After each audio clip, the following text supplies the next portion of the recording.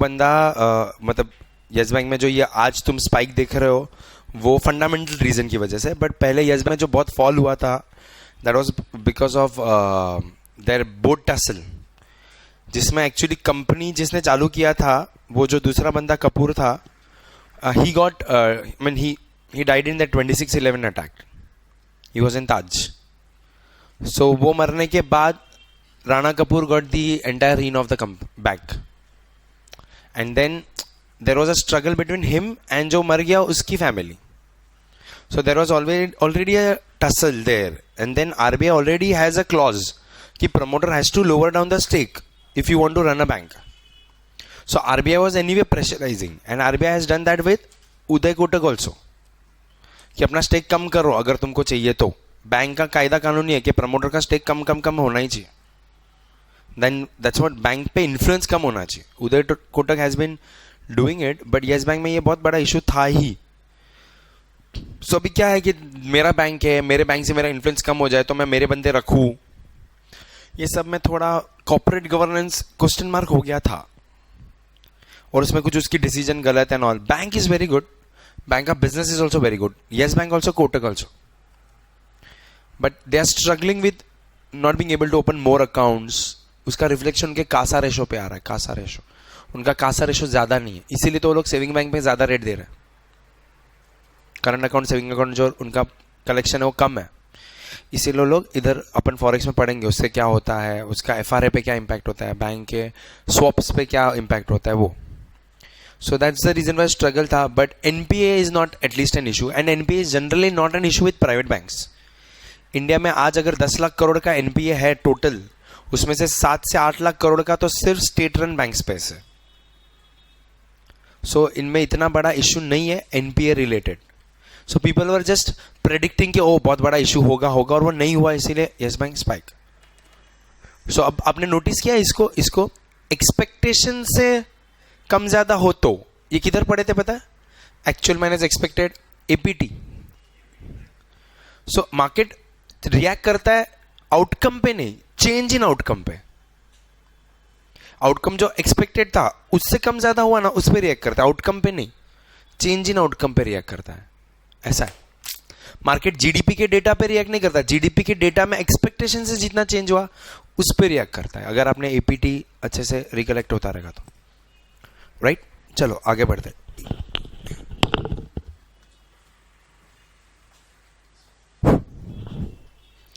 Everyone, आपके book में question number 11 पे आ जाओ पब्लिक.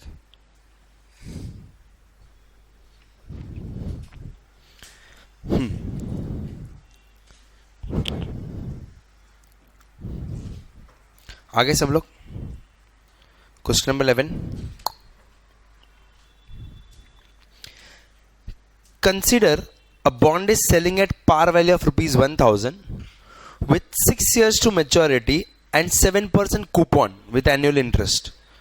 आपको बोला है what is bonds duration. Public duration पहले कहीं पे आया था, ड्यूरेशन वर्ड. आइडियली ड्यूरेशन मतलब मैं क्या समझता हूँ, टाइम पीरियड, बॉन्ड का टाइम कितना है या मैच्योरिटी कितना है. यहाँ पे ड्यूरेशन का मतलब उससे एक स्टेप आगे जाके कुछ होने वाला है. अब what is bonds duration everyone, वो मैं आगे बताऊं उसके पहले एवरीवन ये करने का कैसे और इसका मतलब क्या, वो जरा अपने को समझना जरूरी है. बॉन्ड्स ड्यूरेशन सर, वो उसकी इंफॉर्मेशन क्या क्या है पहले अपन वो देख रहे हैं. Bond is selling at par value 1000, coupon 60% है और टाइम 6 साल का है. तो मैं लिख लेता हूं यहाँ पे क्या क्या इंफॉर्मेशन लिखूंगा पब्लिक. बॉन्ड का फेस वैल्यू या रिडेम्पशन वैल्यू दोनों क्या अज्यूम करूंगा 1000, एंड सर उसका मार्केट प्राइस भी दिया हुआ है कितना है 1000. इससे कुछ हिंट मिलेगा क्या तुमको. टाइम दिया है 6 इयर्स पब्लिक, कूपन बोला है 60% ना. तो और भी कुछ अज्यूम कर सकते हो क्या आप. क्या ऑफ कोर्स यील्ड भी क्या होगा सर, 60% ही होगा. अब इसका प्राइस मेरे को निकालने की जरूरत नहीं थी, मैं निकालता तो भी 1000 ही आता. अब आप कैसे निकालते थे प्राइसिंग जरा बताओ मेरे को. P0 इंटू C वगैरह करते थे ना. अब मेरी बात जरा ध्यान से सुनो, ये पूरी चीज को टैबुलर फॉर्म में कैसे करोगे वो बताने का आपको. आपने इक्वेशन के फॉर्म में करते हैं ना, P0 equal to C into PVIFA, उसी को टेबुलर के फॉर्म में कैसे करोगे वो बताओ जरा मेरे को। पब्लिक क्या करूंगा मैं, ईयर्स कितने साल है, 6, 1 2 3 4 5 6। कैश फ्लो हर साल क्या आएगा, कूपन 60%, 1000 रुपए कितना, 70 रुपए। 1 2 3 4 5, लास्ट में मैं बोलूंगा 70 प्लस 1000।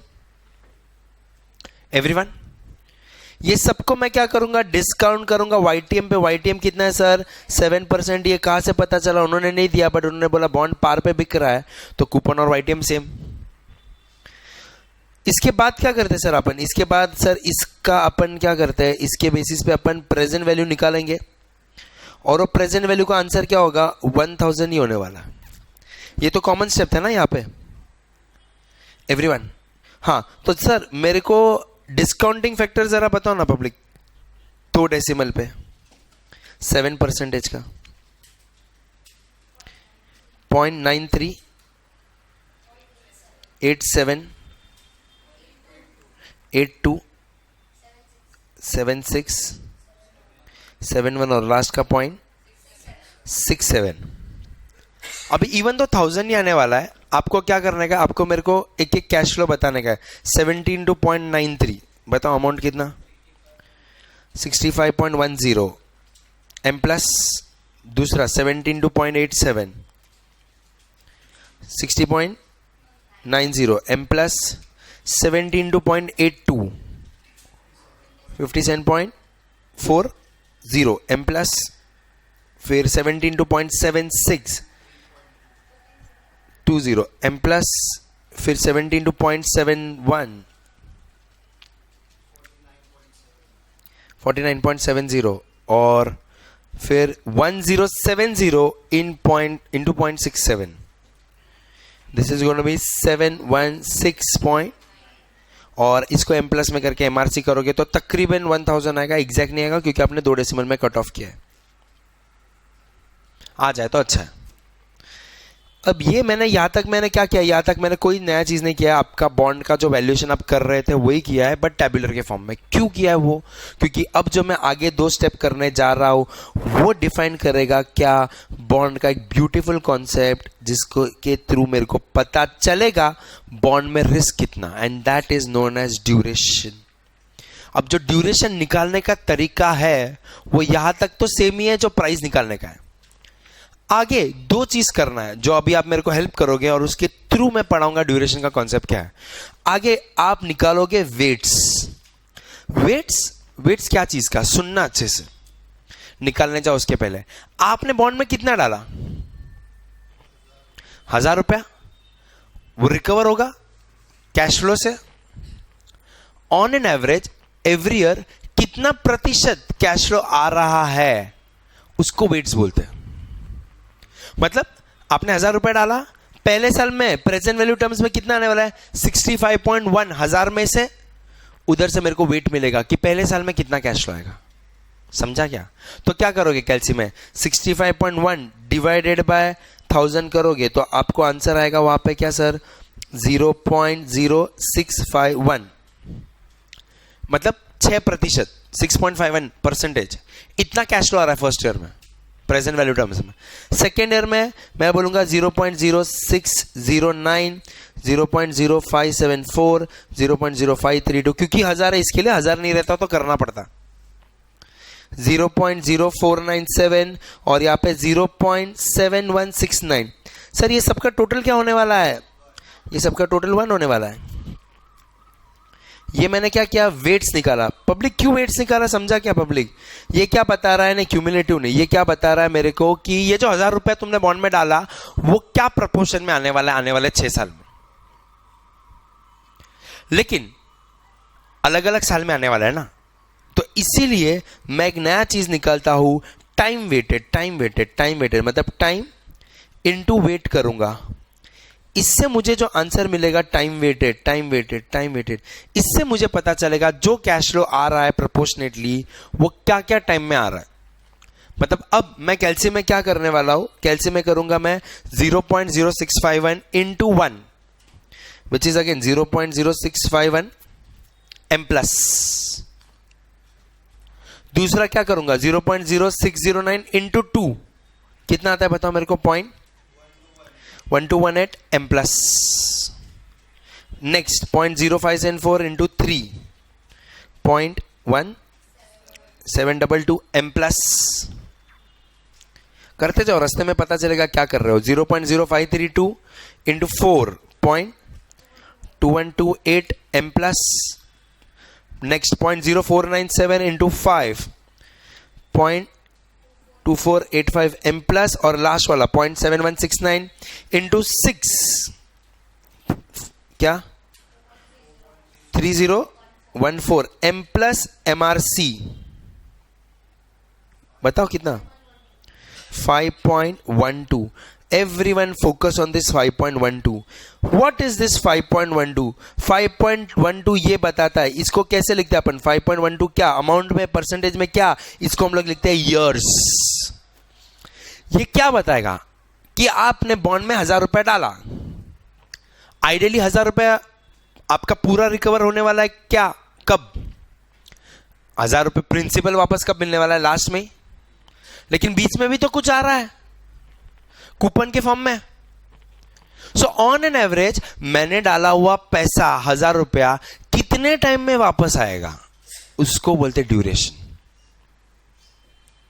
उसको बोलते duration. What is duration? Duration means on an average आपका इनिशियल इन्वेस्टमेंट कितने टाइम में वापस आएगा.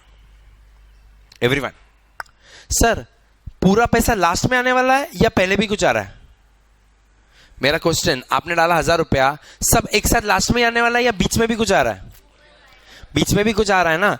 तो sir duration will be always less than maturity for coupon bearing bond. What about zero coupon bond? कब आता है सब बीच में कुछ आता है क्या जीरो कूपन में? पूरा पैसा कब आता है लास्ट में. So duration of zero coupon bond is equal to maturity. So now what is duration is what we have to understand. Duration का मतलब क्या यहाँ पे पब्लिक ड्यूरेशन क्या मेजर करता है. सुनना अच्छे से. ड्यूरेशन मेजर करता है टाइम.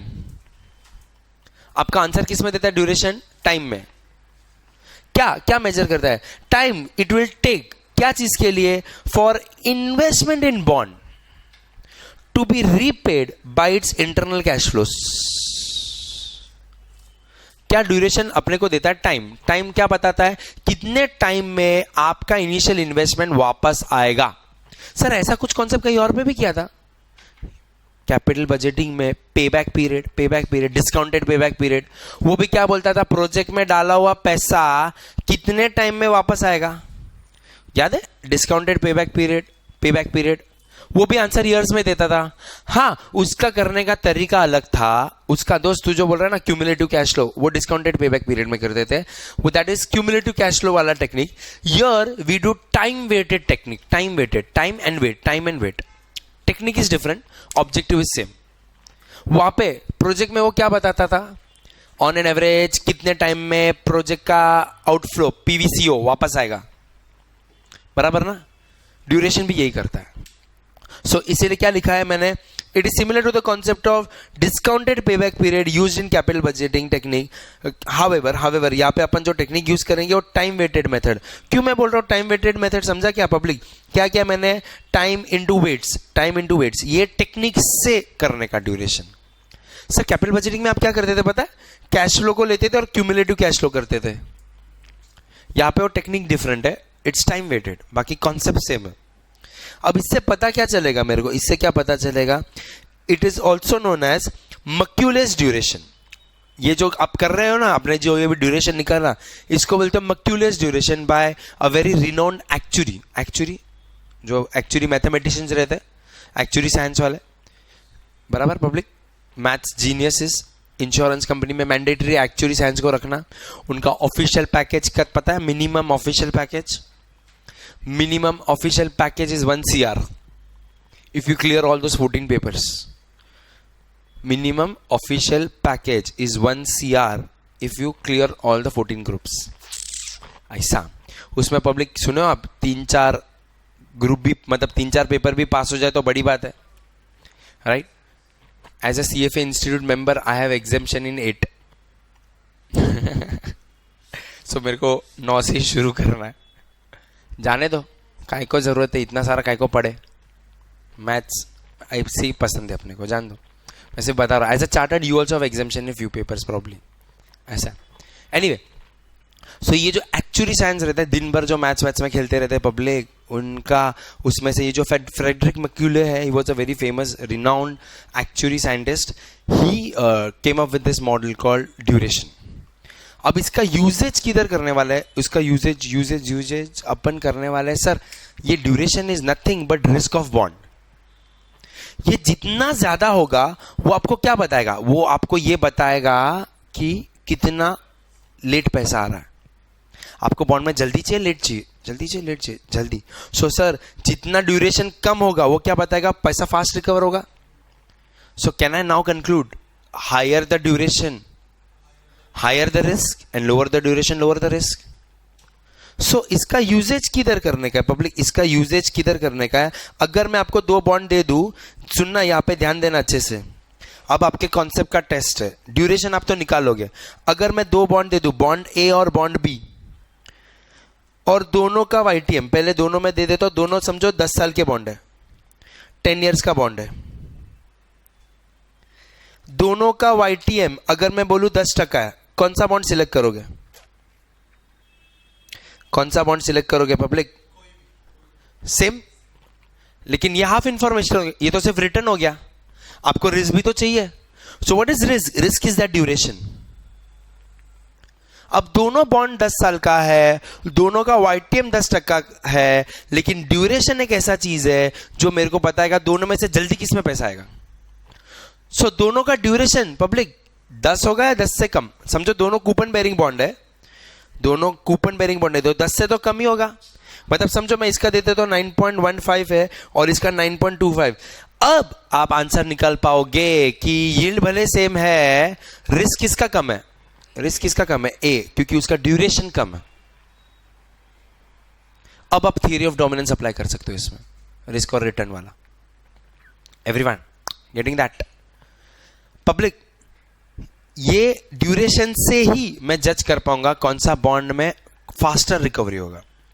अब सर एक्चुअली स्पीकिंग तो बॉन्ड में पूरा पैसा तो लास्ट डे पे मिलने वाला है, बट क्योंकि कूपन के जरिए भी कुछ पहले आ रहा है तो डेफिनेटली ऐसा नहीं है कि सब लास्ट में मिल रहा है. सो ड्यूरेशन जो मैं अभी आंसर निकाला ना 5.12, इसका मतलब ये नहीं है कि 5.12 पे ही पूरा पैसा आ जाएगा. इसका मतलब ऑन एन एवरेज 5.12 ईयर्स में मेरा रिकवरी हो जाएगा इनिशियल इन्वेस्टमेंट का. Everyone right. सो आपने उससे क्या पढ़ा, सर ये जो कूपन बेरिंग बॉन्ड है उनका ड्यूरेशन विल बी ऑलवेज क्या, लेस देन मैच्योरिटी. लेकिन zero coupon bond equal to maturity, ऐसा है. समझा क्या पब्लिक. सो क्या लिखा है मैंने यहां पे, duration of zero coupon bond is always equal to maturity, coupon bearing bond is less than maturity. और क्या कंक्लूड किया है, higher the duration of the bond higher is the risk and vice versa. Right.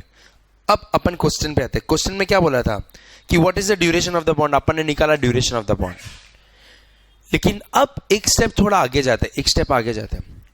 If the YTM of this bond increases to 10%, पहले YTM कितना था sir, पहले YTM था 60% ना. अब बाकी सब सेम. उन्होंने बोला if the YTM of this bond increases to 10%, how it affects the bond's duration and why,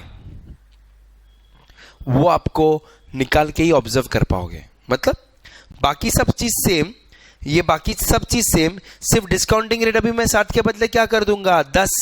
क्या क्या चेंज होगा सर, क्या क्या चेंज होगा, प्राइस भी चेंज हो जाएगा. और ड्यूरेशन पे क्या असर होगा, वो सेम रहेगा, बढ़ेगा या कम होगा, वो आपको गेस करना है. और वो क्यों हो रहा है वो अपन डिस्कशन करेंगे. कब, अब जब 10% पे अभी ड्यूरेशन निकालोगे, 60% का तो मैंने किया हुआ है ना, आप 10% का ड्यूरेशन अभी लिख के करोगे. लेकिन पूरे क्लास का आंसर सेम आए उसके लिए जरा कंसिस्टेंसी देखो. क्या क्या मैंने डिस्काउंटिंग फैक्टर, आप सर डिस्काउंटिंग फैक्टर आप 2 डेसिमल ले सकते हो, वेट को भी 2 डेसिमल ले सकते हो, लेकिन वेट 2 डेसिमल लोगे ना तो सिर्फ 6 6 6 5 5 ऐसे ही आएगा. सो वेट को हो सके तो 3 या 4 डेसिमल लो. अंडरस्टूड. और सब जगह m प्लस का सहारा लेना, वरना लंबा चौड़ा हो जाएगा सम. सो अभी आप सेम सम करने जा रहे हो, बट अभी क्या बाकी सब चीज सेम. क्या चेंज कर रहा हूं सर मैं? YTM 10%. और सर यहां तक का प्रोसीजर देखो, यहां तक का प्रोसीजर कोई नया नहीं, ये तो सिर्फ प्राइसिंग तक का प्रोसीजर है. सिर्फ 2 एक्स्ट्रा चीज, वेट और टाइम से मल्टीप्लाई. टाइम वेटेड कर सकते हो पब्लिक. 10% तक का करो और फिर जो आउटकम आता है उस पर अपन एनालिसिस करते हैं.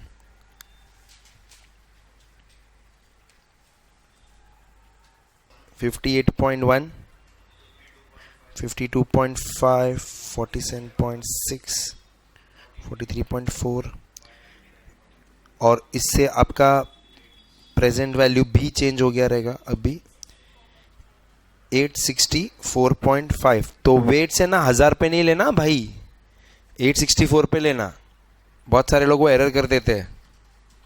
1000 पे ले लिए क्या तुम वेट्स?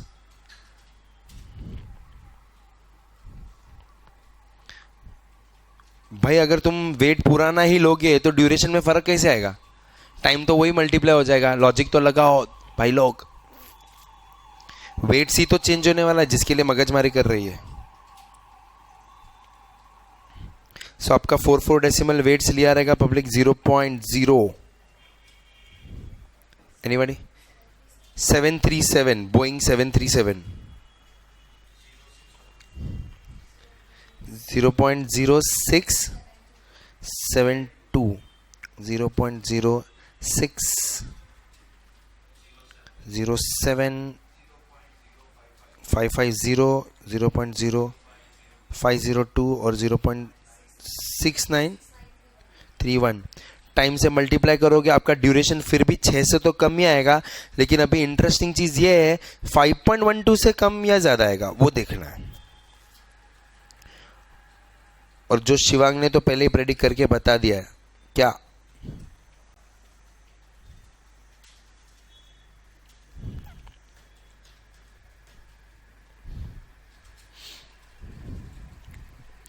m प्लस में डाल के करना. Time and wait.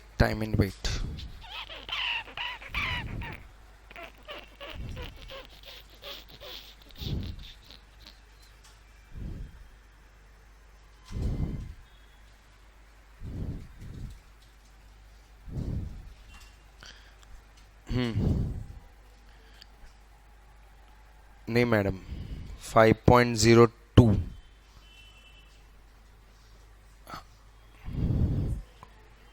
ठीक है चलेगा. 5.02 ही है ना, तो वही आना चाहिए सबका भी. आप राउंडिंग ऑफ प्रॉपरली करो तो.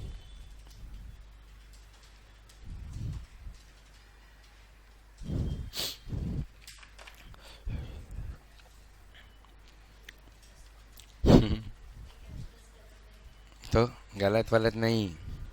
5.02 inch.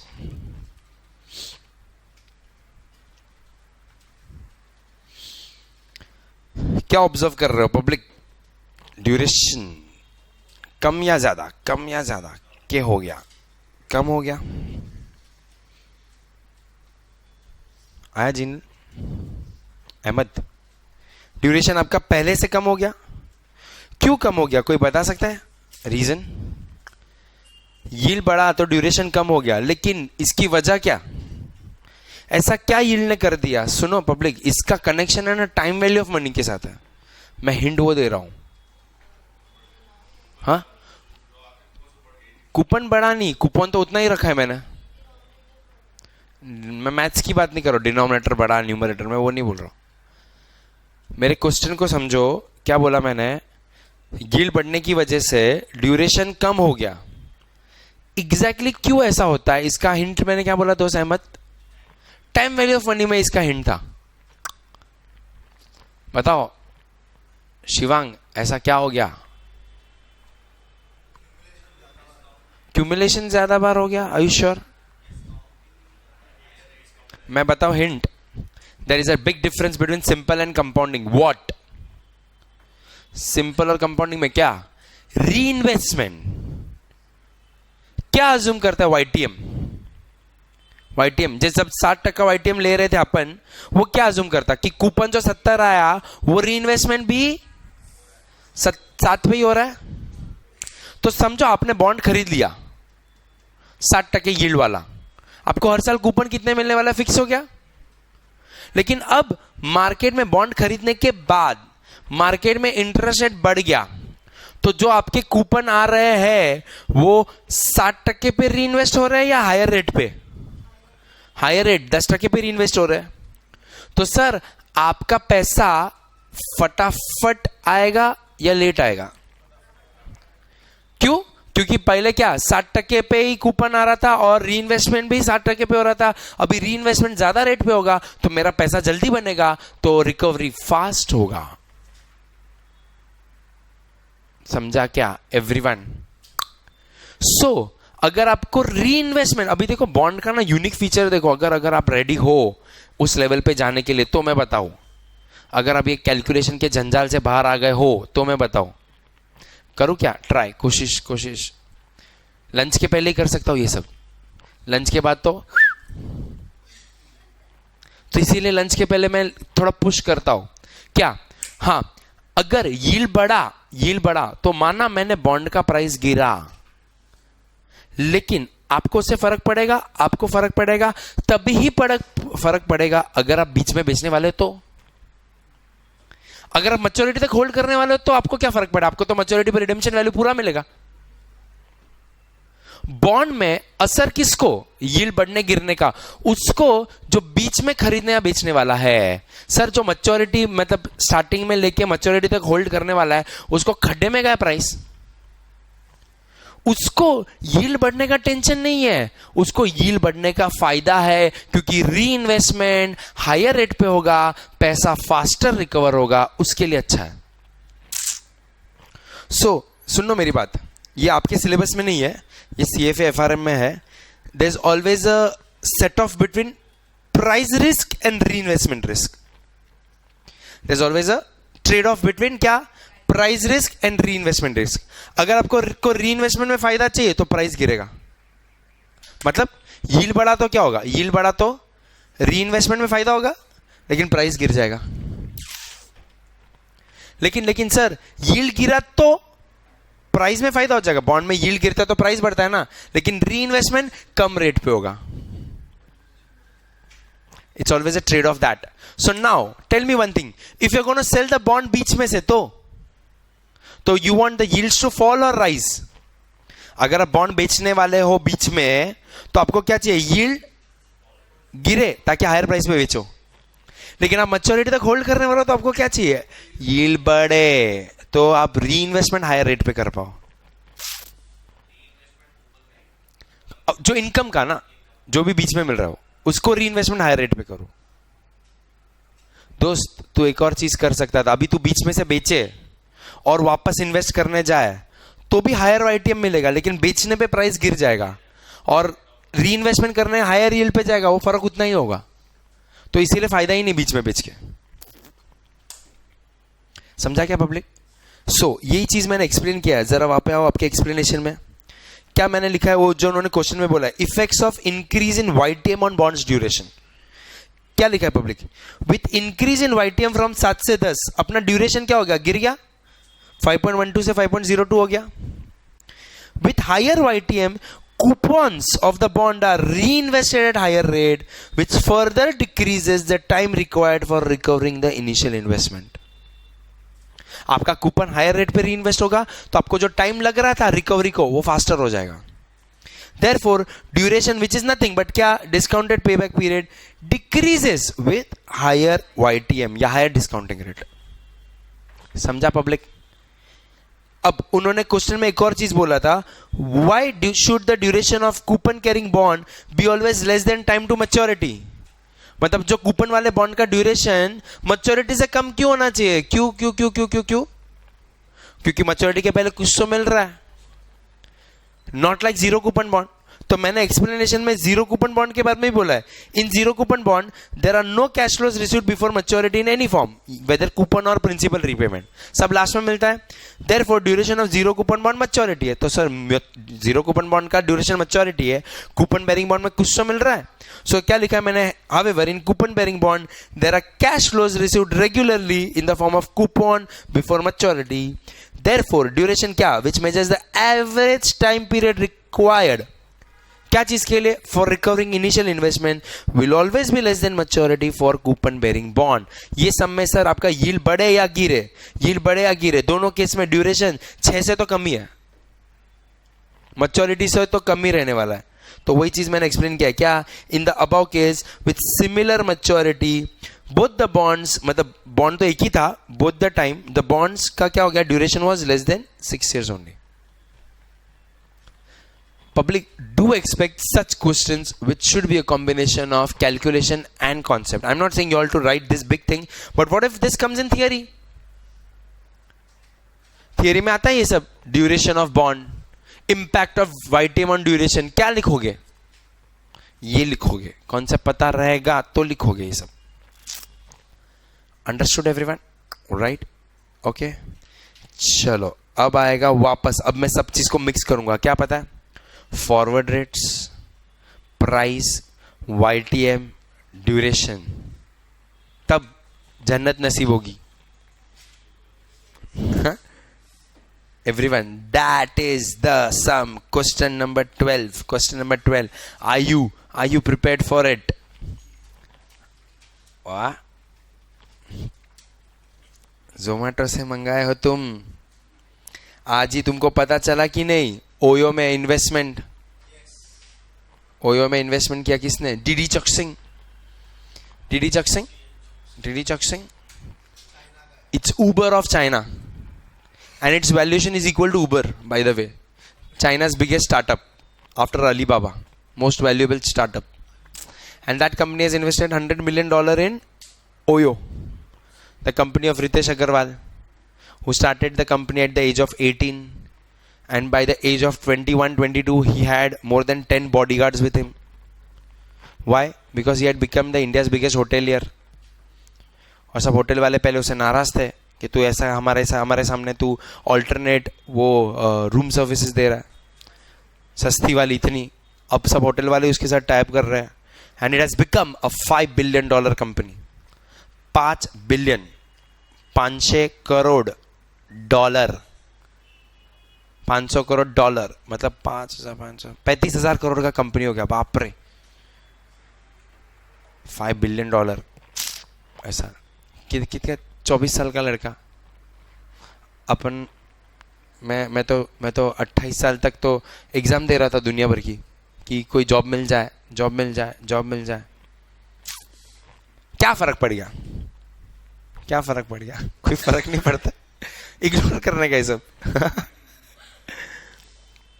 Everyone, but that is what OYO has inspired of course from my favourite startup जो मैंने सबसे ज्यादा यूज किया है लाइफ में, Airbnb. Airbnb is amazing. If you, of course, Airbnb is different. Airbnb is the best thing. I went to Croatia and मेरा Croatia का trip सफल हो गया Airbnb की वजह से. वो किसी के घर में रहने का मजा ही अलग है, होटल से भी बेटर. अब इंडिया में Airbnb सोच के करना किसके घर में कैसा क्या मिले, पानी टपकता मिले, क्या मिले, बराबर सोच समझ के. हाँ, यूरोप जा रहे तो वहां पे Airbnb सही है. अफ्रीका Airbnb मत करना. हाँ हाँ, of course Airbnb experience is good because they have a very good verification system, or verified user and all. Their system is very good. I'm just kidding, but मैं बोल रहा संभल के फिर भी वो no, I mean don't take that Europe का experience and expect that from India, ऐसा मैं बोल रहा हूँ. But of course Airbnb is amazing. ऐसा तो वो उसका न्यूज़ वैसा. चलो एनीवे, आजकल रास्ते पे सब जोमेटो और स्विगी वाले ही दिखते हैं, रिक्शा वाले से ज़्यादा वो. That's a problem, right? ठीक है, चलो आगे बढ़ते. अभी अपन ये क्वेश्चन नंबर 12 करने जा रहे हैं पब्लिक. क्वेश्चन नंबर 12 करने से पहले what I would want you know everyone, जरा आप 3 चीज़ें ना थोड़ा पढ़ो, क्या पढ़ना है, 3 चीजें मेरी ध्यान दो, मेरी बात ध्यान दो। फॉरवर्ड रेट्स में जो कॉन्सेप्ट लिखा है मैंने वो, और दूसरा अभी जो ड्यूरेशन का जो कॉन्सेप्ट है वो पढ़ना है, और तीसरा प्राइस और यील्ड का रिलेशन जो अपन ने स्टार्टिंग में किया था। 3 चीजें, price yield relation, forward rates और ड्यूरेशन, ये 3 चीजें प्लीज एवरीवन जरा 5 मिनट स्पेंड करो, उसमें इन्वेस्ट करो, फिर अपन सब एक साथ एक जगह पे करते हैं एवरीवन।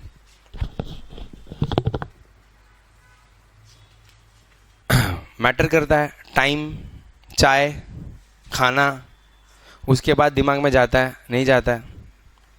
मतलब मैं आपको मेरा बता रहा हूँ, when I used to read the library where I used to read, I saw people sitting for 14, 16, 18 hours, I don't know how. Only chartered accountants can do this, and engineers on last day. They can do it. So I was famous in the library where I used to study. I used to study in a hostel. So I was famous for कि मैं कितना मेरे को लगता था, हर एक घंटे पे मैं 2 बार उठता था। मेरे को जमता ही नहीं था, मेरा कंसंट्रेशन पावर ही नहीं उतना। सो एवरी 1 hour पे I used to take a break, I used to walk, roam around, match देखा, स्कोर देखा, घूमा फिरा और वापस चालू। ऐसे करके मेरा दिन में कोटा था 8 घंटा हो गया, बहुत हो गया, जॉब डन, जाओ। मैं ये I am not boosting it, I am just saying that I did not have the capacity. I used to just study in parts, but I'll just tell you the flip side. Every time I used to come back, I used to be fresh. So मैं बीच में ना slot रख दिया था कि 2 घंटा पढ़ा, अभी 2 घंटे बाद एक वॉक पे जाता हूँ, खाना खाता हूँ, उसके बाद वॉक पे जाता हूँ। फिर मेरे को मंदिर जाने में इंटरेस्ट कम था, बट मैं बोला चल क्या करूँ, कुछ नया नया चीज़ करूँ। तो मंदिर जाके आया, इधर विजिट करके आया, उधर विजिट करके आया, ऐसा सब घूम फिर के आता था मैं। और आराम से किसी फ्रेंड से बात कर लिया, किसी रिलेटिव को पूछ लिया। बीच में ऐसा कुछ करो जिसका पढ़ाई से कोई कनेक्शन ना हो, एक कट करो बीच में एंड देन रीस्टार्ट। गलती क्या है, बीच में मैसेजेस का रिप्लाई नहीं करने का, that's a pressure. Do not chat, you want to talk, do not chat, do not message, do not mail, just free yourself. Talk to someone who you like, girlfriend, boyfriend, mother, father, whatever, whosoever you like. Just relieve yourself and then come back and study and take gaps. So वो 1-2 घंटे से ज़्यादा इंसान पढ़ ही नहीं सकता. हमारे में ना हमारे जैन में एक चीज़ है, वो है सामायिक, वो 48 मिनट्स का रहता है. तो मैं पूछता था ये 48 मिनट्स का ये क्यों क्रिया है. फिर ओवर द पीरियड मेरे को पता चला कि उसका वो एक क्रिया 48 मिनट्स का क्यों है. Because there was something written in the script that a human mind can not concentrate more than 48 minutes. 48 minutes के बाद अब आपका डिस्ट्रैक्शन चालू हो जाता है. ओ देन आई क्लिक कि अभी ऊपर वाले नहीं बोला 48 मिनट से ज्यादा नहीं हो सकता, तो मैं काय को बैठू मेरे को तो बहाना मिल गया. So ऐसे करके I used to ensure that I read my CFA curriculum and all that thing. Of course मैं ये नहीं बोल रहा था कि मेरे को प्रेशर नहीं था. जैसे डेज आते रहते हैं, प्रेशर बिल्डअप होना नेचुरल है. क्या क्या नेचुरल है पता है? प्रेशर बिल्डअप होना, फ्रस्ट्रेशन आना, तबीयत खराब होना, ये सब नेचुरल है. एंड ये सब हो रहा है, टेंशन आ रहा है पैसे का, घर वाले सुना रहे, ये सब बहुत नेचुरल है. ट्रस्ट मी, ये सब बहुत छोटा लगेगा जिस दिन चार्टर्ड बन जाओगे. बहुत आप सोचो ना, आईपीसीसी में क्या स्ट्रगल था, आईपीसीसी या सीपीटी में जो स्ट्रगल था, आज क्या लग रहा है, अरे वो तो कुछ नहीं था. अरे मैं यही बोल रहा हूँ, मैं बहुत सारे स्टूडेंट्स को मिल रहा हूँ जो चार्टर्ड हो गए ना. अब मैं उनको बोलता हूँ, याद है तू जब सीए फाइनल दे रहा था, 2 अटेम्प्ट फेल हो गया था, रो के आया था. तो बोलता अरे सर वो छोड़ो ना, वो तो ऐसे ही था. But then I realize, and you should realize, that this is all such a small thing if you become a chartered. The life and the hard work and the pain is going to be forever. And in your profession, chartered बनने के बाद भी इतना ही hard work है. सिर्फ bank account में 0 बढ़ रहा है और कुछ नहीं होने वाला. डेडलाइन का प्रेशर तभी भी है, तभी भी अभी कैसे क्लास को मैनेज करूँ, पढ़ूँ, पैसे कमाने का प्रेशर, घर का प्रेशर. किसके घर में प्रॉब्लम नहीं? सबके घर में प्रॉब्लम है. सबके घर में प्रॉब्लम है. सबके पेरेंट्स चाहते हैं कि चार्टर्ड बन जाए, नहीं बने उसके लिए सब घर में अटके हुए हैं. सबको सेम चीज है. ये सब छोटा लगेगा जिस दिन हो जाओगे, जिस दिन चार्ट हो जाओगे. This will be all very small. You just have to hang in till that time. That time probably may come today, next attempt, whatever. That you just cannot do anything. You just can do hard work. The outcome perhaps is not in your hand, in my hand. I get a lot of students saying that, oh, अपना batch sir इतना बड़ा नहीं है, अच्छा पढ़ा ले. तो ये मैं बोला पब्लिक का बैच इतना बड़ा, मैं बोला probably I don't know what to do. I'll just keep doing it. Maybe one day things will happen. I can't do anything else beyond that. Neither can you do in your life. You can just put in your hard work. What if people may realize, और मैंने तो ये realize किया है, everyone in the life, whether a celebrity हो, एक professor हो, एक बिजनेसमैन हो, या एक रास्ते में बैठा हुआ भिखारी हो, सबको लाइफ है ना ऐसा 5 साल का मौका देता है, that 5 years, जिसमें जैकपॉट है. वो 5 साल छापने का सबको मौका देता है. उसके पहले और उसके बाद में लाइफ इज एवरेज और स्ट्रगलिंग. और वो 5 साल में जितना छाप सकते हो छाप लो. हाँ, किसी को वो 5 साल 22 साल की उम्र में आ जाता है, किसी को 30 साल की उम्र में आएगा, किसी को 40 साल की उम्र में आएगा. आज आप ज़्यादातर प्रोफेसर देख रहे हो जो फेमस है, वो तुरंत फेमस नहीं हुए. उनका बैकग्राउंड देखो, 15-20 साल तक क्या हार्डवर्क किया रहेगा एंड किधर पहुंचे, फेमस अभी हुए. Same with everyone. We all know Virat Kohli, how famous he is right now. But do we know the fact that he was on the ground after cremation of his dad's death? इधर उसके dad का death हुआ है और वो cremation hold करके वो ground पे आके क्रिकेट खेल रहा है और मैच खत्म करके फिर क्रिमेशन को गया. Probably we don't know all this thing. That was his dedication and his dad's last wish कि तू मैच खत्म कर क्या, दिल्ली टीम को जीता क्या, सेंचुरी मार क्या. We all don't know this. We just know the part that, oh, he's a brat, he's very rash and all, he's ऐसा and तैसा. Where is he come from? That is what you should do. You should know. We don't see the पीछे का story. और शायद आप भी नहीं बोलोगे. आप भी जब चार्टर्ड बन जाओगे तो आप भी बोलोगे हाँ यार वो तो ठीक है, नॉर्मल था ऐसा. ठीक है, चलो आ जाते अपन अभी ये सम पे. क्वेश्चन नंबर 12 जो बहुत सारी चीज़ें एक साथ कवर अप करेगा. सो मैं आपको भी यही फाइनल एडवाइस दे रहने जा रहा हूँ. यहाँ पे भी बहुत सारे सम आएंगे जो नया नया सम लगे, डिफिकल्ट सम लगे. Just hang in, just learn at every sum. Don't take the pressure के ओ शिट्स ये सब कितना डिफिकल्ट है, ये सब कितना डिफिकल्ट. बी हैप्पी दैट ये सब देखा ही नहीं था और इंस्टीट्यूट पूछता भी था और मेरे को पता नहीं था और आ रहा है और अब मैं शायद कर पाऊँ. So take it that positive way. मैं ऐसा वो डिफिकल्ट सम कराने वाला हूँ तो डरना नहीं, बराबर. ऐसा समझ लो हाँ यार ये पहले आता तो आता ही नहीं, शायद अभी आ रहेगा थोड़ा बहुत. Okay, question number 12. ये सब ज्ञान देना जरूरी था क्योंकि क्वेश्चन नंबर 12 वैसा है, ऐसा है. हाँ, क्वेश्चन नंबर 12 में एवरीवन.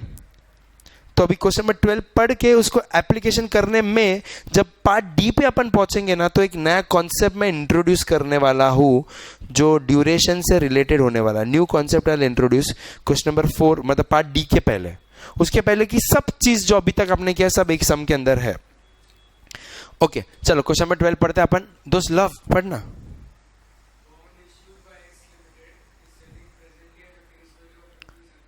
अच्छा, selling presently at a face value of ₹100. क्या इंफॉर्मेशन पब्लिक? इंफॉर्मेशन बताओ क्या लिखोगे आप? आज फेस वैल्यू कितना दिया है? 100. और सर प्रेजेंटली सेलिंग एट ₹100 मतलब आज उसका मार्केट प्राइस भी 100 ही है. आगे पर एनम कूपन देता है इन अरियर्स. अरियर्स मतलब सर एंड में, और सर अपन भी बाय डिफॉल्ट एंड में ही करते हैं तो ये कोई इशू नहीं है. कूपन कितना दोस्त? 13% मतलब ₹13 100 पे. आगे अच्छा, redeemed after at 113. Sir redemption value क्या? 113 after 5 years. T equals to 5 years. Okay हाँ हाँ, YN N year spot rate of interest Y N is given by, Y N क्या दिया है percentage 8.5 plus N by 6। Sir मैं पहले लिख लेता हूँ, ये जो उन्होंने दिया है वाई एन क्या दिया सर, वाई एन इक्वेशन दिया ना उन्होंने कुछ, Y N equals to 8.5 percentage plus क्या दिया है एन बाई 6। क्या है ये सर, उन्होंने बोला है स्पॉट रेट्स। स्पॉट मतलब कहां से शुरू होता है स्पॉट, इमीडिएट वाला ना। हाँ अभी क्या बोला उन्होंने, ये एन क्या है 1 2 3 4 5, एन 1 2 3 4 5 पब्लिक, एन 1 2 3 4 5 मतलब सुनना अच्छे से, फर्स्ट ईयर का, सेकेंड ईयर का, 3 साल का, 4 साल का और 5 साल का उन्होंने आपको रेट दिया हुआ है। कैसे, 8.5 percentage plus 1/6, 8.5 percentage plus 2/6, 8.5 percentage plus 3/6, 4/6 everyone. और जो उन्होंने बोला है वही मैं फॉलोअप कर रहा हूँ, 8.5 परसेंटेज प्लस 5/6, ऐसा करके आपको यील्ड मिलेंगे, यील्ड ऐसा उन्होंने बोला। उन्होंने क्या बोला है, the N year spot rate of interest is given by where N equals to 1 2 3 4 5। सो इससे मेरे को क्या मिलेगा पब्लिक, जरा आप यील्ड निकालोगे, यील्ड मतलब क्या करोगे 1/6 प्लस 8.5 डालो कैल्शियम में, आपको आएगा 8.67 परसेंटेज। वैसे 2/6 प्लस 8.5 करोगे तो 8.83%, 3/6 प्लस 8.5 करोगे तो 9%, और 4/6 प्लस 8.5 करोगे तो 9.17, और लास्ट वाला करोगे 5/6 तो 9.33%। सर ये क्या है, N year spot rate, N year spot rate मतलब, स्पॉट मतलब क्या पब्लिक, अभी आपने बोला मेरे को स्पॉट मतलब क्या सर, कभी से शुरू होता है स्पॉट, किधर से शुरू होता है, जीरो से एवरीवन, जीरो। मैं पहले लिख लेता हूँ, 5 साल है ना, 0 1 2 3 4 एंड 5। पब्लिक टाइमलाइन जो मैं बना रहा हूं उसके बगैर आपको शायद रियलाइज होगा बॉन्ड कितना डिफिकल्ट हो जाए। हाँ अभी ये जो पहला वाला दिया उन्होंने फर्स्ट स्पॉट रेट, मतलब ये क्या है, इसको मैं फॉरवर्ड वाले में कैसे बोलूं, कैन आई से दिस इज आज से 1 साल का forward, N year spot everyone. ये 2 साल का मतलब आज से 2 साल, 2 year forward after 0th year, 3 year forward after 0th year, 4 year after 0th year and 5th year after 0th year. Spot rate ना, आज से 5 साल, आज से 4 साल, समझा क्या पब्लिक, आज से 2 साल, आज से 3, आज से 4 और आज से 5 साल के रेट्स दिए हैं।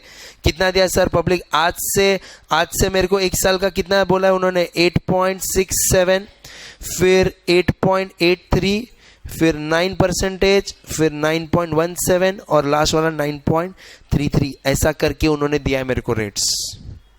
देख रहे हो कितना इंटरेस्टिंग चीज है। अभी तक तो सिर्फ अपन क्वेश्चन पढ़ रहे हैं, क्वेश्चन में आगे क्या बोला है दोस्त love, the term structure flat and pure expectation theory holds good.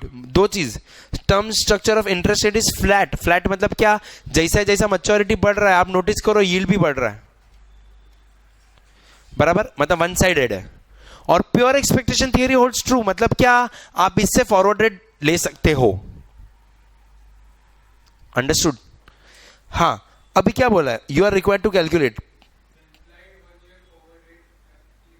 Eight, हाँ आपको 1 ईयर फॉरवर्ड रेट बोला है एट T3, सर टाइम 3 मतलब कौन सा, 3rd ईयर, सोच समझ के बोलना, कोई घाई मत करना। 3rd ईयर किधर शुरू हो रहा है, जहां पे सेकेंड खत्म होगा, समझा ना, अच्छे से घाई नहीं करने का। 3rd ईयर शुरू कब होगा, जहां पे सेकेंड खत्म होगा, उधर 1 साल का फॉरवर्ड, उधर 1 साल का फॉरवर्ड। मतलब कोई बता पाएगा कौन सा एरिया, कहां से कहां तक का, 2 to 3, 2 to 3, what is this 2 to 3, can I say this is 1 year forward after 2 years everyone, public 1 year forward after 2 years मतलब क्या चाहिए मेरे को, आज से 2 साल का फॉरवर्ड चाहिए एवरीवन। आपको चाहिए तो मैं पूरा टाइमलाइन वापस बनाता हूं। अपन क्या ढूंढ रहे हैं sir, 1 year forward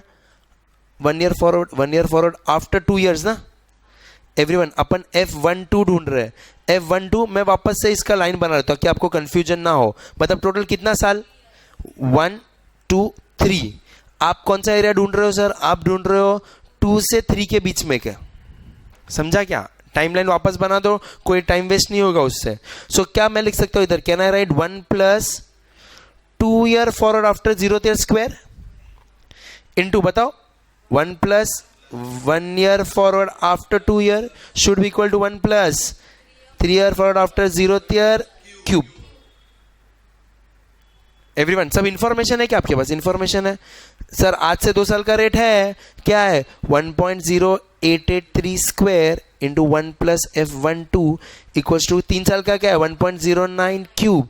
therefore F12 क्या आ जाएगा? मैं बोल सकता हूँ 1.09 cube divided by 1.0883 square minus 1. Clear everyone? F12. और क्या बोला उन्होंने मेरे को क्वेश्चन में? 1 ईयर फॉरवर्ड इन टाइम 4 किधर शुरू हो रहा है सर? 4 जिधर 3 खत्म हो रहा है. तो टोटल कितना चाहिए मेरे को? मैं कितना चाहिए? 1 ईयर फॉरवर्ड आफ्टर क्या चाहिए मेरे को? 3 इयर्स. मतलब मेरे को चाहिए टोटल 4 साल एवरीवन. सो आई राइट 0 1 2 3 4. कौन सा एरिया चाहिए सर मेरे को? कौन सा एरिया चाहिए? 3 to 4. इक्वेशन बता सकते हो पब्लिक? हाँ, इक्वेशन बताओ मेरे को पब्लिक. मैं लिखूंगा 1 प्लस F30 क्यूब आज से 3 साल का into 1 plus F 1 year forward after 3 years should be equal to 1 plus F 4 year forward after 0th year raise to 4. समझा क्या पब्लिक? यहां तक पहुंच सकते हो? यहां तक पहुंच सकते हो? पूरा सम साथ में करने का, अभी नहीं रुकना. सो यहाँ पे मैं इक्वेशन, अभी आप क्या बोलोगे मेरे को? सर 3 साल का मेरे पास है. 3 साल का क्या है sir? 1.09 cube into 1 plus 1 year forward after 3 year should B 4 साल का क्या है? 1.0917 रेज टू 4. तो F13 मेरे पास क्या आएगा? 1.0917 raise to 4 divided by 1.09 cube minus 1. ऐसा करके मेरे पास रेट्स आने वाला है इधर और इधर. ये मेरा सम का एक हिस्सा हुआ. अभी से आपको रियलाइज होना चाहिए कि जो सम आते हैं उसमें ये तो सिर्फ एक हिस्सा होगा सम का. Part A.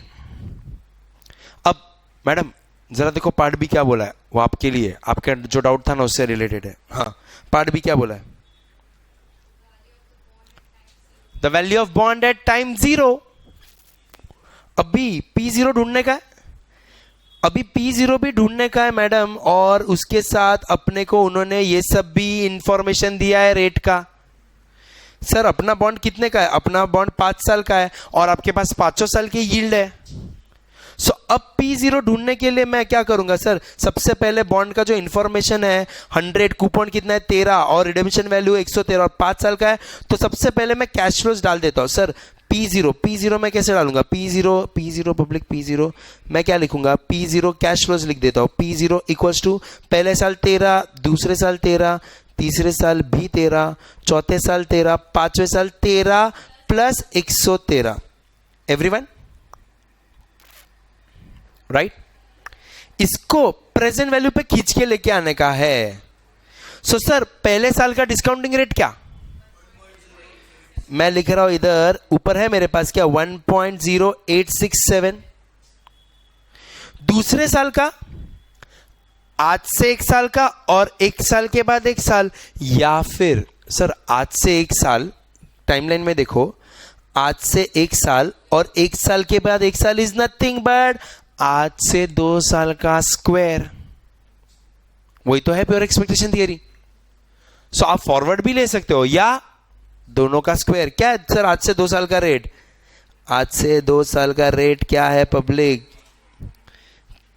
आज से 2 साल का रेट मैं लिखूंगा तो मैं लिखूंगा आज से 2 साल का rate. Can I right 1.0883 square? Sorry cube लिख दिया. 883 स्क्वायर. ये नहीं लिखता तो मैं 2 फॉरवर्ड रेट लिखता. 1 plus 1 year forward after 0th year, 1 plus 1 year forward after 1 year, which is nothing but 1 plus 2 year forward after 0th year का square. वही लिखा है मैंने. प्लस अभी जरा इंटरेस्टिंग, बाकी का 13 और एक बार और लास्ट का 13 प्लस 113. हाँ सर थर्ड ईयर का भी आप कोशिश कर सकते हो, क्या लिखूं मैं, क्या लिखूं मैं, 1.09 क्यूब, समझा पब्लिक एवरीवन। फोर्थ ईयर का क्या लिखूंगा मैं, 1.0917 रेस टू 4, और लास्ट वाला क्या लिखूंगा 1.0933 रेस टू 5। कैलकुलेशन का टेक्निक का वो टेंशन मत लो, बट क्या डालने का है उस पर फोकस करो। अब मैं क्या ले रहा हूं मैडम, एक्चुअल रेट्स ले रहा हूं rather than taking a single rate. क्यों, क्योंकि सब में ऊपर पहले रेट ढूंढने बोला और फिर प्राइस भी बोला। डायरेक्ट बोलते ना प्राइस ढूंढो तो तकलीफ ही नहीं था और ढूंढने की जरूरत भी नहीं थी क्योंकि सब दिया था। सर करंट मार्केट प्राइस है, सब दिया था, मैं डायरेक्ट प्राइस भी ढूंढ सकता था इस पे, समझ रहे हो क्या। अभी ये सब ढूंढने मेरे को बोला, मतलब सर इसका उन्होंने आंसर दिया है 100, एक्चुअल प्राइस 100 है, मेरा शायद 100 ना है, इसके बेसिस पे कुछ और आ सकता है, तो उसको उसके लिए मेरे को वो लोग कंपेयर वंपेयर करने के लिए कुछ बोले रहेंगे। ये मेरा पार्ट बी है, ये जो अपन कर रहे थे ये पूरा पार्ट ए, समझ रहे हो क्या, पार्ट ए से पार्ट बी में एवरीवन। अब सब में देखते आगे और क्या पूछा है, duration of the bond. Sir duration of the bond, sir ये बॉन्ड का ड्यूरेशन अभी आपने निकाला ना, कैसे निकालते ड्यूरेशन जरा बताओ मेरे को। कितने साल का बॉन्ड है पब्लिक, 5, तो 1 2 3 4 5। कैश फ्लो क्या लूंगा मैं सर, 13 प्लस 113। इसको मैं डिस्काउंट करूंगा तो प्रेजेंट वैल्यू पे बॉन्ड का प्रेजेंट वैल्यू आएगा, उसको मैं वेट्स लूंगा पब्लिक, उसको टाइम इनटू वेट करूंगा तो ड्यूरेशन आएगा। मुझे पता है वो ड्यूरेशन का आंसर सर किससे, वेरी गुड, क्या होगा 5 से तो कम ही होगा और आंसर भी ईयर्स में होगा, वो सब मेरे को पता है। प्रेजेंट वैल्यू आज बॉन्ड का वैल्यू क्या, लो बता कौन सा वैल्यू लू, जो तू निकालेगा वो या उन्होंने दिया है, वो उन्होंने दिया, क्या दिया उन्होंने दोस्त तेरे को, 100। अंडरस्टूड। मैं निकालूंगा वो सिर्फ कंपेयर करने के लिए, अंडर वैल्यूड ओवर वैल्यूड है, बाकी सब काम एक्चुअल वैल्यू पे करूंगा, बराबर। हाँ सर अभी डिस्काउंटिंग करूंगा, किससे डिस्काउंट करते हो आप, किससे डिस्काउंट करते हो ड्यूरेशन में, वाईटीएम से। वाईटीएम है क्या, तो ये बताएगा मेरे को दोस्त पहले वाईटीएम निकालना पड़ेगा। उन्होंने बोला नहीं, बट वाईटीएम निकालने बगैर आप ये नहीं कर पाओगे। आपने ऊपर तो इंडिविजुअल रेट्स निकाला है, ओवरऑल वाईटीएम क्या, तो पहले वाईटीएम निकालना पड़ेगा, समझ रहे हो क्या सम को। सो सर आप ये वाला पार्ट करोगे, उसके पहले यहाँ पे वाईटीएम निकालोगे, तो वाईटीएम कैसे निकालते हैं, वाईटीएम अपने को पता है ना सर, इंफॉर्मेशन है ऊपर। तो जरा कूपन कितना है जरा बताओ उधर, 13 प्लस प्लस प्लस प्लस कितने पे रिडेम्पशन हो रहा है, 113 माइनस कितना डालूंगा 100, कितने साल का, upon 5 upon 100 plus 113 divided by 2 into 100। इधर से वाईटीएम आएगा, उन्होंने बोला नहीं बट मेरे को करना पड़ेगा। और सर 13 तो कूपन से आ रहा है, प्राइस डिफरेंस से भी आ रहा है, तो आपका वाईटीएम 13 से ज्यादा निकालो वाईटीएम। पहले एक चीज ही कैलकुलेट करने बोल रहा हूं, वाईटीएम, पहले वाईटीएम निकालो सिर्फ और सिर्फ।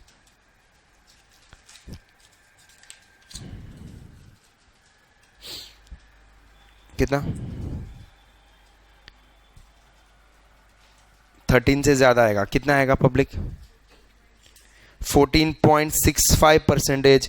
ये वाईटीएम निकालने के बाद ही मैं पार्ट सी में ड्यूरेशन निकाल पाऊंगा, क्योंकि मेरे को डिस्काउंट अभी करना है 14.65% पे। 14.65% पे पब्लिक, पहले डिस्काउंटिंग फैक्टर मेरे को बताओ, दो डेसिमल में 0.87.668.58 और 0.68 है क्या थर्ड वाला, 66 है, फिर 58 और लास्ट वाला 50। इस पे मेरे को आंसर आएगा, समझ रहे हो क्या। This is what the twist was.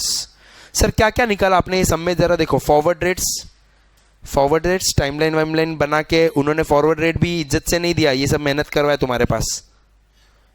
Forward rates पे एक्चुअली फॉरवर्ड का आंसर निकालोगे, जो भी आएगा आपका फॉरवर्ड रेट्स, उसके बाद आप प्राइस निकालने जाओगे तो प्राइस कौन सा लोगे सर, प्राइस ये जो इंटरेस्ट रेट्स है उस पे, जो अलग अलग ड्यूरेशन के इंटरेस्ट रेट्स है उस पर। उसके बाद आपको ड्यूरेशन निकालने बोला था, लेकिन सर ड्यूरेशन निकालने के टाइम पे मैं फंस गया कि यील्ड तो है नहीं, तो मैं पहले यील्ड निकाला फिर ड्यूरेशन, और उसके बाद भी पार्ट डी तो बाकी है, change in price of bond for 50% increase in interest rates. मतलब आपका भी इंटरेस्ट रेट है कितना 14.65, उस पे आपका प्राइस कितना है 100। जब यील्ड बढ़ाऊंगा प्राइस गिरेगा, किया था ऐसा पहले, कितने से गिरेगा वो बताना है बट थोड़ी देर बाद। अभी तक जो आपने किया था ना एक्चुअली सब निकाल के, उसका एक ऑल्टरनेट तरीका भी है इजी वाला, वो मेरे को सिखाने का, लेकिन वो मैं सिखा हूं। उसके पहले यहां तक पहुंच सकते हो पार्ट सी तक everyone? This is the perfect sum for practicing everything, right? Start करो तीनों पार्ट।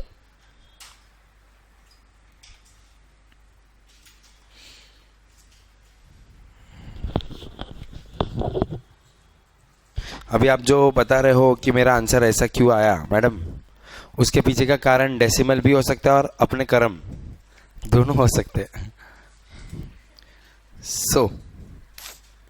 हाँ, आपने ये पहला फॉरवर्ड निकाला रहेगा 1.0883 स्क्वायर को एम प्लस में स्टोर करके 1.09 क्यूब डिवाइडेड बाय MRC -1 करके। आई होप ये तो सबका आया रहेगा, राइट? फॉरवर्ड क्या 9.34% एवरीवन, 9.3 10.3 कैसे, जरा पब्लिक डालो तो मेरे साथ में। 9.34 9.34 तेरा सेकेंड वाले का आंसर बोल रहा है तू, शायद सेकेंड वाले का 9.68। तेरा फर्स्ट वाले का आंसर ये नहीं आया दोस्त, जो मैं बोल रहा हूँ डाल 1.0883 उसका स्क्वायर कर, 883 या स्क्वायर किया एम प्लस में डाल, 1.09 क्यूब कर इंटू इक्वल टू और एक बार equal to divided by MRC -1 1 into 100 क्या आया दोस्त, क्या आया 9.34। हाँ मैं समझ गया, वो 8.33 वो 8.883 समझा। ओके पब्लिक, मैं प्राइस का कैलकुलेशन बताऊं उसके पहले आपको एक ड्यूरेशन जो है ना उसके बाद जो निकाला उसमें एक इंफॉर्मेशन बताना जरूरी। आप ध्यान रखना, अगर आप ये दो डेसिमल ले रहे हो ना सर, तो ये प्रेजेंट वैल्यू का टोटल मारोगे ना MRC में, तो वो 100 एग्जैक्ट नहीं आता, बट आप 100 ही लिखना, क्योंकि राउंडिंग ऑफ का फर्क है।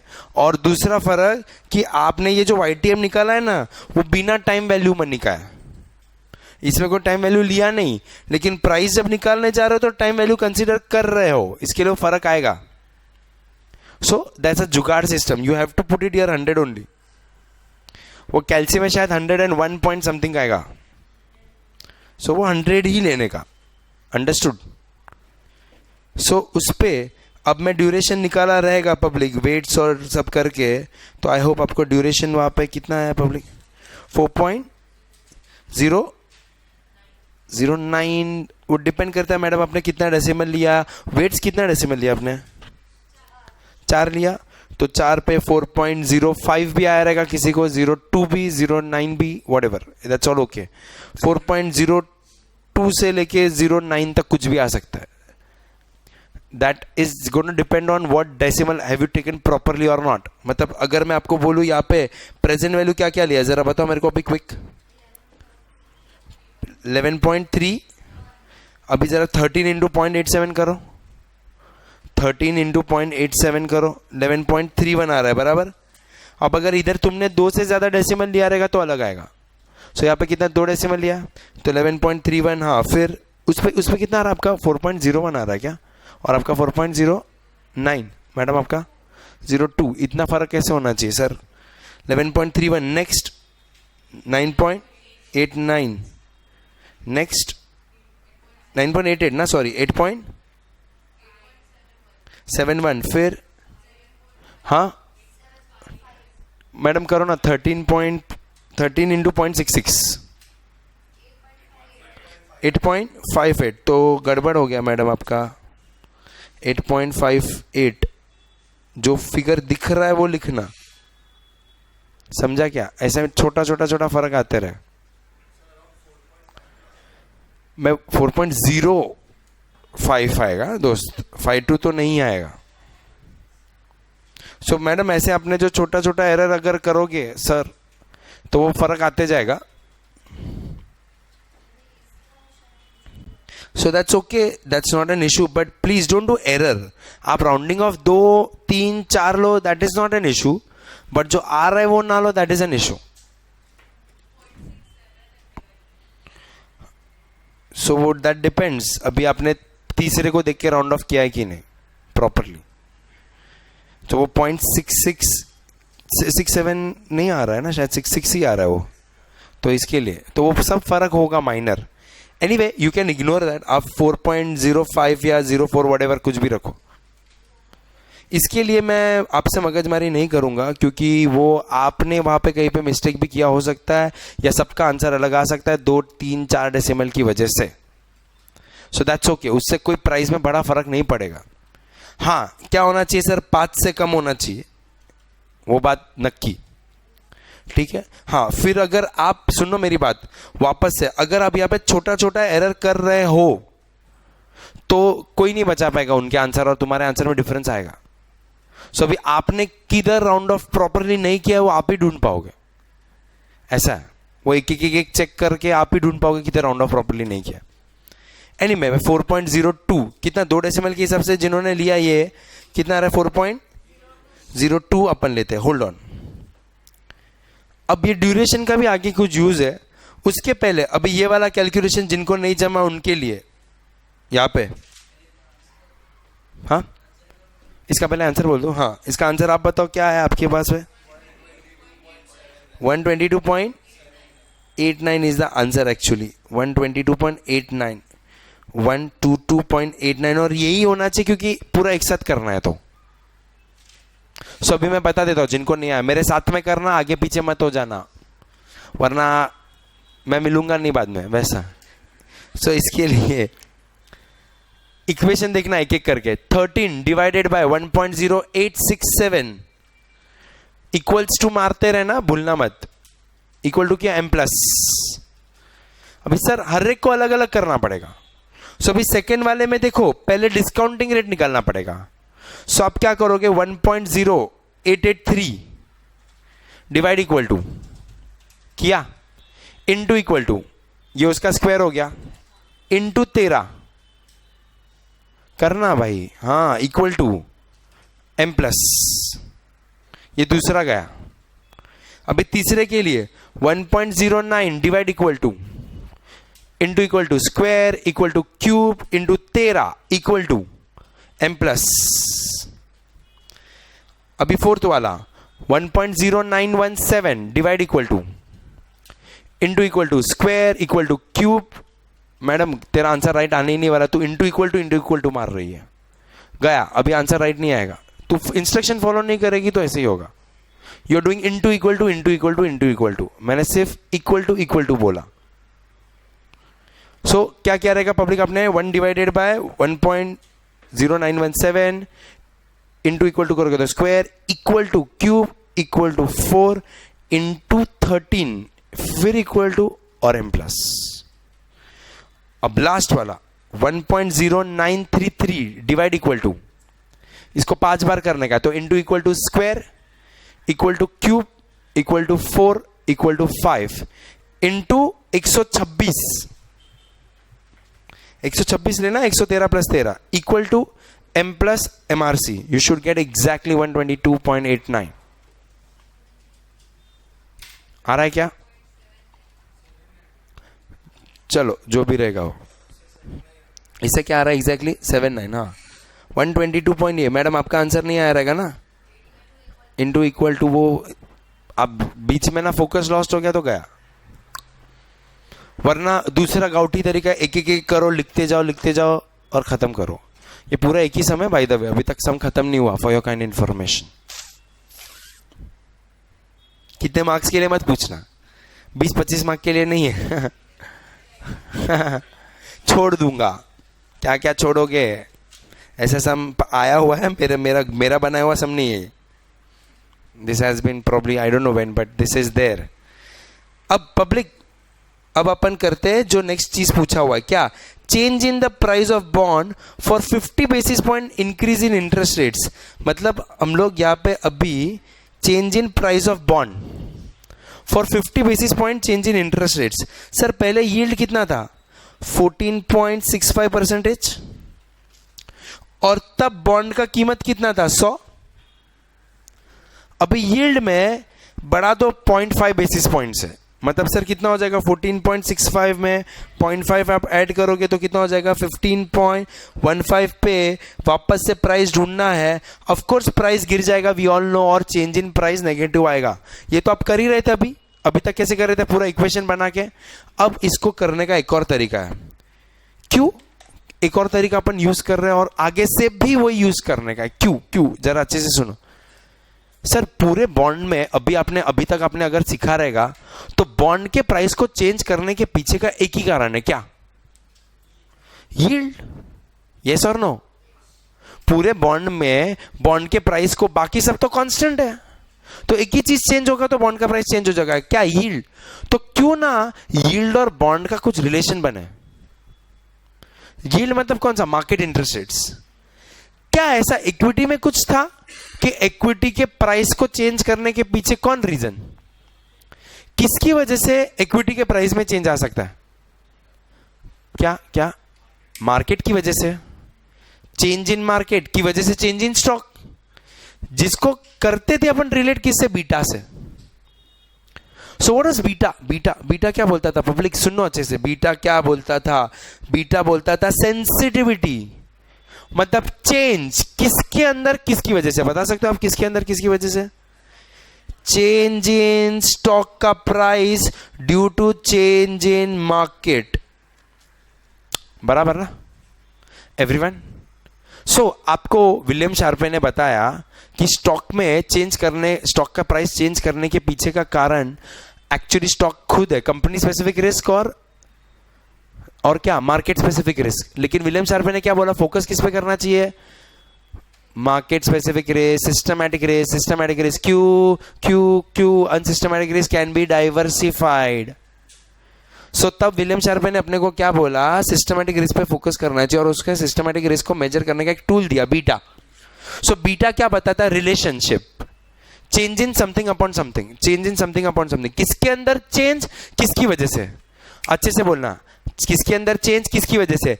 डिपेंडेंट फैक्टर में चेंज इंडिपेंडेंट फैक्टर की वजह से। Change in price of stock due to change in market. वैसा ही बॉन्ड में आपने अभी तक पढ़ा, change in something due to something. किसके अंदर चेंज किसकी वजह से? चेंज इन क्या? Price of bond. क्यों? चेंज इन यील्ड या YTM। Yield change, so bond का प्राइस चेंज, राइट? इसको बॉन्ड में हम लोग बीटा ना बोल के एक चीज बोलते हैं, मॉडिफाइड ड्यूरेशन। क्या बोलते हैं इसको? Modified duration. मॉडिफाइड ड्यूरेशन भी वही बताएगा जो बीटा बता। बीटा क्या बताता था? चेंज, स्टॉक में चेंज कितना होगा? मार्केट की वजह से। मॉडिफाइड ड्यूरेशन भी क्या बताएगा? रिलेशन, किसके अंदर चेंज? बॉन्ड के प्राइस में चेंज कितना होगा? किसकी वजह से? मार्केट इंटरेस्ट रेट्स की वजह से। एवरीवन, सो अब अगर मुझे चेंज इन स्टॉक का प्राइस ढूंढना है तो मैं क्या करूंगा? Beta into change in market. So उसी तरह मुझे अगर change in price of bond ढूंढना है तो मैं क्या करूंगा? Modified duration into change in YTM करूंगा पब्लिक। एवरीवन, अब ये मॉडिफाइड ड्यूरेशन क्या? आपने ड्यूरेशन तो सुना था, मॉडिफाइड ड्यूरेशन क्या है उसमें मैं आऊंगा, लेकिन इतना तो पता है कि ड्यूरेशन का कुछ कनेक्शन है जिससे मैं डायरेक्ट यील्ड का इंपैक्ट प्राइस में ढूंढ सकता हूं। इतना पता होना चाहिए। अब वो मॉडिफाइड ड्यूरेशन क्या है उस पर मैं आऊं, उसके पहले एक और चीज बताता हूं। सर यील्ड और प्राइस का रिलेशनशिप कैसा है? इनवर्स। मतलब अगर यील्ड बढ़ रहा है तो प्राइस गिरेगा। सो कैन आई से modified duration is always negative? Modified duration is also negative. Beta negative क्या होता है? मार्केट ऊपर तो स्टॉक नीचे। मॉडिफाइड ड्यूरेशन भी ऐसा ही है, यील्ड ऊपर प्राइस नीचे, यील्ड नीचे प्राइस ऊपर, तो रिलेशनशिप इनवर्स है। समझा क्या everyone? That's what modified duration is. Modified duration क्या बताता है? बीटा के जैसे change in something upon something. किसके अंदर change? Change in price of bond due to change in yield. But since I know that's an inverse relationship, इसलिए modified duration is always always always always negative. Modified duration is always negative. Inverse relationship है bond का yield के साथ। पढ़े थे ना आप वो क्वेश्चन नंबर 3 में, याद है? बॉन्ड का इनवर्स रिलेशनशिप है, राइट एवरीवन? सो अब मॉडिफाइड ड्यूरेशन मैं निकाल लूं तो मुझे आंसर आ जाए। मतलब यहां पे चेंज इन यील्ड, उन्होंने क्या बोला? यील्ड बढ़ा है 0.5% से, तो सर बॉन्ड का प्राइस गिरेगा। अब इसके लिए मेरे को बॉन्ड का प्राइस गिरेगा मतलब नेगेटिव प्राइस होगा, वो तो मुझे पता है। इसके लिए एक चीज अटक रहा है कि ये मॉडिफाइड ड्यूरेशन निकालते कैसे? कोई रेडीमेड तो देने नहीं वाला है। सो सर फ्रेडरिक मैक्यूले ने ड्यूरेशन निकाला था, ड्यूरेशन। अब सुनना, वो ड्यूरेशन से मॉडिफाइड ड्यूरेशन का एक ही स्टेप है, क्या? Duration upon 1 plus YTM। जो ड्यूरेशन है ना उसको 1 प्लस YTM से करके मॉडिफाइड ड्यूरेशन आता है। ऐसा क्यों किया जाता है मैं आपको थोड़ी देर में बताऊंगा, बट फिलहाल ऐसा करके आप क्या करोगे? ड्यूरेशन कितना आपका सम में, ये ड्यूरेशन कितना आया था सर आपका सामने? 4.02 लिया था अपन ने, और पुराना YTM कितना था सर? YTM 1.1465 था, आपका YTM 14.65। तो जरा करो आपका कितना आता है वहां पे? 3.51। ये मॉडिफाइड ड्यूरेशन में लूंगा 3.51 इंटू 0.5 करूंगा, तो जो मेरे पास आंसर आएगा, कितना आंसर आएगा पब्लिक? 1.75% से बॉन्ड का प्राइस गिरना चाहिए। मतलब सर बॉन्ड का प्राइस पहले 100 था, माइनस 1.75% करूंगा तो आ जाएगा 98.25 रुपीस। अब सर मैं ऐसा नहीं करता तो क्या कर रहा था अब तक? तो क्या कर रहा था? मैं पूरा कैलकुलेशन कर रहा था ना कूपन वूपन लेके YTM पे। अब ये पूरा मैं ड्यूरेशन लेके करता तो उससे जो आंसर आता, और मॉडिफाइड ड्यूरेशन से करके जो आंसर आ रहा है, उसमें what scientists and economists analysed कि ड्यूरेशन से जो आंसर आता है ना वो एक्चुअली में करते हैं उससे आंसर दूर होता, लेकिन मॉडिफाइड से करूंगा तो आंसर क्लोजर टू एक्चुअल रहेगा। मतलब एक्चुअल आंसर ये भी नहीं है, एक्चुअल आंसर के लिए पूरा इक्वेशन वापस बिठाना पड़े। समझ रहे हो क्या? एक्चुअल आंसर के लिए पूरा इक्वेशन वापस, जैसे पहले वाले सम में किया था, पूरा इक्वेशन वापस बिठा के जो आंसर आएगा वो एक्चुअल से जो आंसर आएगा उसका क्लोजेस्ट मैच ड्यूरेशन नहीं है, मॉडिफाइड ड्यूरेशन है। This is what they observed. इसीलिए उन्होंने ड्यूरेशन में जुगाड़ किया। क्या किया ड्यूरेशन में जुगाड़? उसको मॉडिफाई किया। कैसे? 1 प्लस YTM से एक बार डिस्काउंट किया तो जो आंसर आता है that is closest to actual. That's the reason why they modified it. So आप डायरेक्ट ड्यूरेशन से भी ये कर सकते थे, बट फिर उसका आंसर और ओरिजिनल आंसर में गैप बहुत बड़ा हो जाए। तो मॉडिफाइड ड्यूरेशन से करोगे तो क्लोजेस्ट टू एक्चुअल रहेगा। अब सर आपको जब जब यील्ड ऊपर नीचे जाएगा तो हर बार थोड़ी रियल लाइफ में इक्वेशन बना के कैलकुलेशन करने बैठोगे। सीधा ऐसा कोई इंडिकेटर होना चाहिए जो पता है, अच्छा ये मार्केट में RBI ने इंटरेस्ट रेट 0.25 बेसिस से कम कर दिया, बॉन्ड का प्राइस बढ़ेगा। कौन से बॉन्ड का प्राइस सबसे ज्यादा बढ़ेगा? जिसका मॉडिफाइड ड्यूरेशन सबसे ज्यादा है।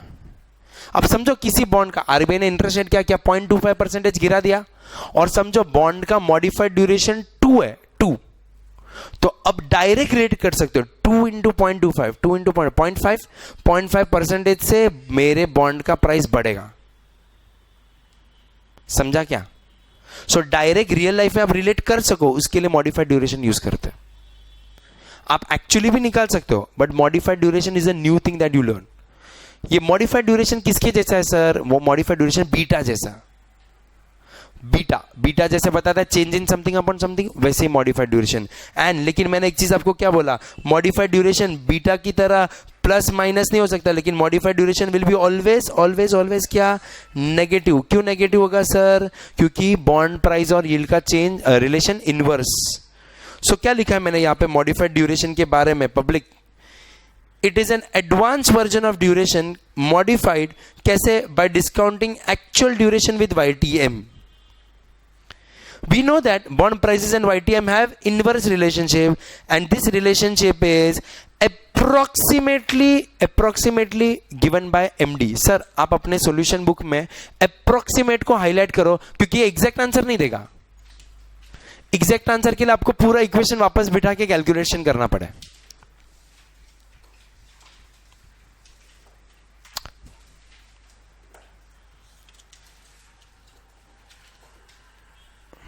मिला? अप्रोक्सीमेट को हाईलाइट करो. मॉडिफाइड ड्यूरेशन क्या बताता है? Change in price of bond due to change in YTM. Since this relationship is inverse, sir MD is always negative, modified duration is always negative. Sir ये मेरे को नेगेटिव पॉजिटिव की जरूरत ही नहीं थी. क्यों?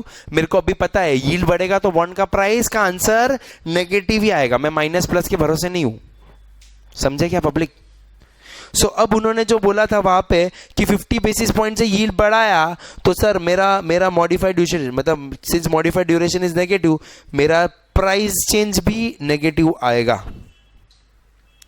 But I repeat, this is not exact answer, क्योंकि exact answer के लिए पूरा कैलकुलेशन वापस करना पड़ा. बट मॉडिफाइड ड्यूरेशन से जो आंसर आ रहा है that is closest to actual. ये पूरा सिर्फ ड्यूरेशन से करता तो एक्चुअल से बहुत दूर रहता, इसीलिए अपन ड्यूरेशन को मॉडिफाइड करते हैं. सो एवरीवन, अब इंस्टीट्यूट जब जब मेरे को बोलेगा यील्ड में चेंज की वजह से प्राइस में चेंज निकालो, और साथ में ड्यूरेशन भी पूछेगा, तो आप मॉडिफाइड ड्यूरेशन से कर सकते हो डायरेक्ट.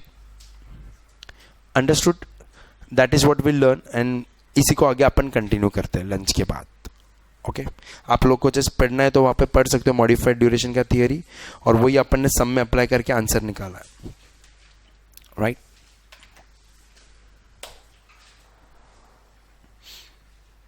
सो ड्यूरेशन से एडजस्ट करके एक्चुअल से आंसर दूर रहता था, इसके लिए उन्होंने ड्यूरेशन को एडजस्ट करके मॉडिफाइड ड्यूरेशन. सो इंडस्ट्री जैसे इक्विटी में बीटा यूज करता है ना, वैसे बॉन्ड में देखने के लिए मॉडिफाइड ड्यूरेशन यूज करता है. आप भी क्या करोगे पता है? अभी अब जब यील्ड बढ़ने वाला रहेगा तो आप सबसे पहले कौन सा बॉन्ड बेचोगे पता है? जिसका MD सबसे हाईएस्ट होगा. क्यों? उसमें सबसे ज्यादा चेंज होगा. आप क्या करोगे सर? अभी तक में अगर इंटरेस्ट रेट बढ़ेगा तो बॉन्ड का प्राइस गिरेगा. सबसे ज्यादा किसका गिरेगा? जिसका मॉडिफाइड ड्यूरेशन सबसे ज्यादा रहेगा. और वो तो ड्यूरेशन भी बताता है, लेकिन मॉडिफाइड ड्यूरेशन बताएगा कितने से गिरेगा. मतलब सर अगर आपके पास यहां पे मैं 3 बॉन्ड दे दूं पब्लिक, 3 बॉन्ड दे दूं, समझो A, B और C. अब इसका असर देखो क्या, A, B और C, और तीनों का मॉडिफाइड ड्यूरेशन मेरे को मिलेगा 4, 5 और 6. ऐसा मॉडिफाइड ड्यूरेशन मैंने निकाला. ड्यूरेशन नहीं है, मॉडिफाइड ड्यूरेशन. अब RBI अगर 1% से इंटरेस्ट रेट बढ़ाएगा तो तीनों बॉन्ड का प्राइस गिरेगा. सबसे ज्यादा किसका गिरेगा? जिसका मॉडिफाइड ड्यूरेशन ज्यादा है. और कितने से गिरेगा? MD into change in yield. इसका 6% गिर जाएगा. तो उसका मेरे पोर्टफोलियो में लॉस कितना होने वाला है एग्जैक्ट पता चलेगा. इफ नॉट एग्जैक्ट, अप्रोक्सीमेटली पता चलेगा थ्रू मॉडिफाइड ड्यूरेशन. उधर काम लगेगा मेरे को मॉडिफाइड ड्यूरेशन. समझा क्या पब्लिक? एवरीवन, वो अपन आगे यूज करेंगे. ठीक है, चलो आफ्टर द ब्रेक.